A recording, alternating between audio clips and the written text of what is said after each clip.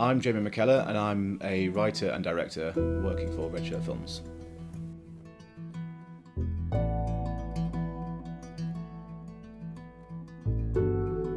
For me, when I'm writing, I like to put normal people in ridiculous situations.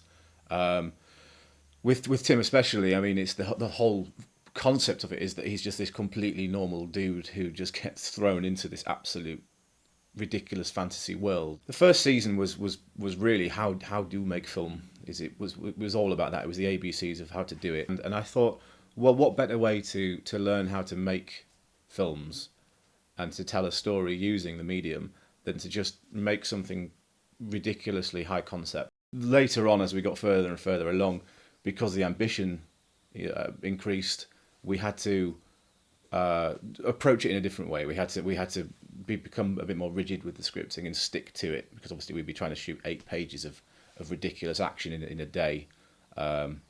So we'd have to police ourselves a little bit more. But certainly earlier on, with the first season, a lot of the script, if you look at the edits that are there, if you look at the episodes that are online now, and compare them to the original scripts, they're way off. I think I watched Green Wing first time probably around 2007, 8, and it wasn't really till sort of 2011, 12 I started looking at the science behind it all, really, sort of, seeing the practice of how they filmed it. Everything about it clicked. It was just the writing. It's all kind of done in a commedia dell'arte style, which they're allowed, the actors and performers are allowed a lot of freedom. They're allowed to sort of, they're given a basis and a structure, and then they're just allowed to let rip. And often they would just do a couple of rehearsals and then off they would go.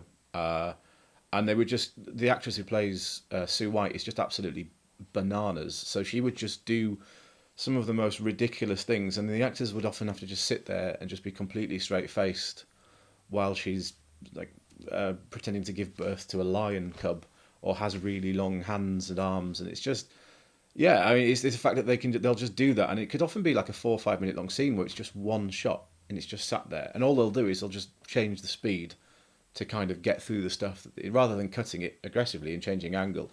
They'll just move the speed along. With I Am Tim, we improvised a lot of the first season. It was a lot easier to do that because I mean I was writing it and I was also in it, so I kind of always knew where the scenes were supposed to head.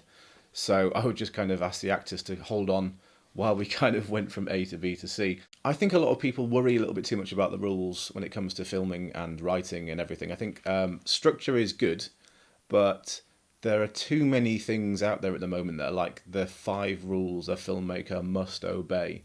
Now the thing is, if we all do that, we're all going to be making the same films. I think that's the best advice any writer can give to any newer writer, is just don't panic. Don't go in thinking about fitting an agenda and writing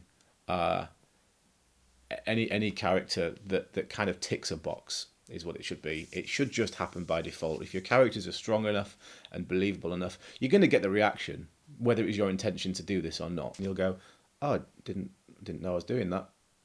Which is a good thing, surely. If you're just doing it by default, then well done.